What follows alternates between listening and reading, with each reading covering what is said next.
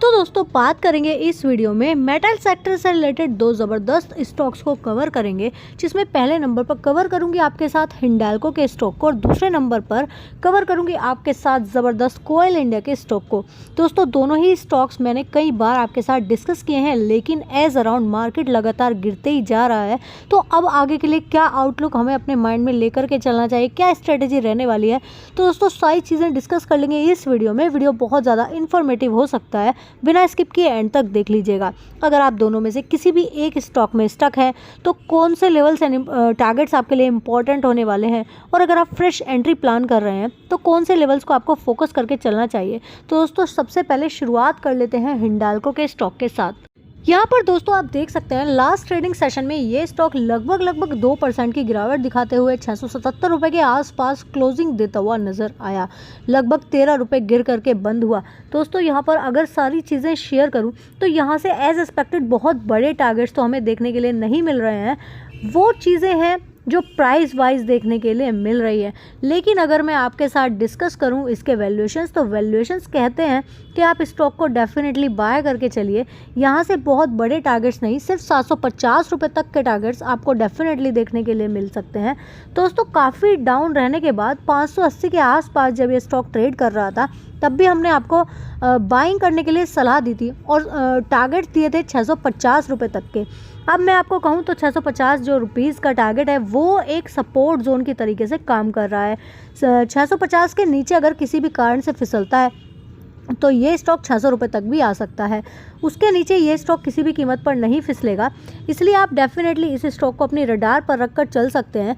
यहाँ से 735 रुपये तक के टारगेट, 735 से 750 रुपये तक के टारगेट्स आप लेकर के चलेंगे, जिसके दौरान ये स्टॉक 9 से 9.5% के करीब कूद सकता है। दोस्तों यहाँ पर बता दूँ आपको 87% लोग ऐसे हैं जो फ्रेश बाइंग उठा रहे हैं, और कुछ लोगों ने 12% के करीब लोग ऐसे हैं जिन्होंने अपने प्रॉफिट को बुक कर लिया है। तो दोस्तों यहाँ पर मैं आपके साथ इसके फंडामेंटल्स भी अगर शेयर कर दूँ तो सिर्फ और सिर्फ 10 के पी पर ये स्टॉक इस समय ट्रेड कर रहा है, जो कि सेल वाला ऑप्शन मुझे नहीं लगता कि अभी हमें यहाँ पर एक्टिवेट कर लेना चाहिए। अभी हमें और भी ज़्यादा वेट करना चाहिए और अच्छे टारगेट्स के लिए। यहाँ पर बात करेंगे प्रोमोटर्स की होल्डिंग की, जो कि 34% के करीब की प्रोमोटर्स ने बनाई है।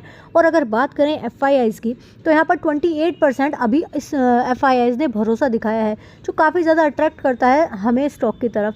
दोस्तों यहाँ पर बात करेंगे स्टॉक की क्वालिटी की, तो नो डाउट काफ़ी ज़्यादा अच्छी क्वालिटी का ये स्टॉक है।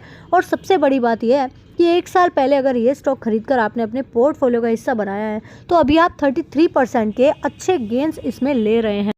तो दोस्तों अब कवर करेंगे इस वीडियो के दूसरे स्टॉक को, जिसके दौरान मैं आपके साथ शेयर करने वाली हूँ कोयल इंडिया के स्टॉक को। और अगर कोयल इंडिया के बारे में बात करें तो लगभग 0.5% की गिरावट दिखाते हुए ये स्टॉक जो है 378 रुपये के आसपास क्लोजिंग देता हुआ नजर आया।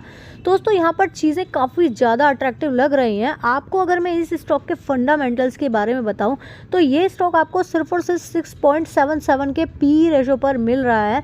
1 साल पहले अगर आपने ये स्टॉक खरीदा था तो यहाँ पर अभी आप 10% के निगेटिव रिटर्न्स में चले गए हो।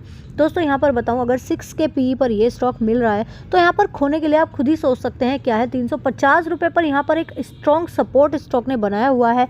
मुझे नहीं लगता उसको ब्रेक करके उसके नीचे स्टॉक निकलता हुआ नज़र भी आएगा। यहाँ पर 63% हिस्सा प्रोमोटर्स ने अपनी होल्डिंग बनाई है। अगर आप स्टॉक की क्वालिटी पूछेंगे तो यहाँ पर मैं आपको कहना चाहूँगी एक्सीलेंट क्वालिटी का ये स्टॉक है। डेफिनेटली आपको इसको बाय करके चलना चाहिए अगर आपके पास फंड है।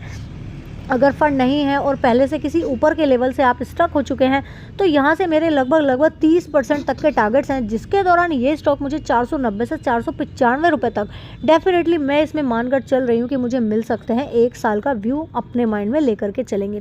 88% लोग ऐसे हैं जो यहाँ पर फ्रेश बाइंग उठा रहे हैं और 11% ऐसे हैं जो होल्डिंग पोजीशन को घेर कर बैठे हुए हैं। फ्रेश सेल ऑफ यहाँ पर टोटल ओवर हो चुका है। फ्रेश सेलिंग बहुत सारे स्टॉक्स ऐसे हैं कि मार्केट में लगातार गिरावट को देखते हुए कहीं पर भी आपको देखने के लिए नहीं मिल रही है। तो दोस्तों ओवरऑल स्टॉक को होल्ड करने की सलाह रहेगी। अगर कहीं ऊपर के लेवल से भी आपने बाय कर लिया है, बाय ऑन डिप की स्ट्रैटेजी के साथ में थोड़ा थोड़ा उठाते रहिए। 350 पर जैसे कि मैंने आपके साथ शेयर किया, एक बड़ा सपोर्ट जोन बना हुआ है।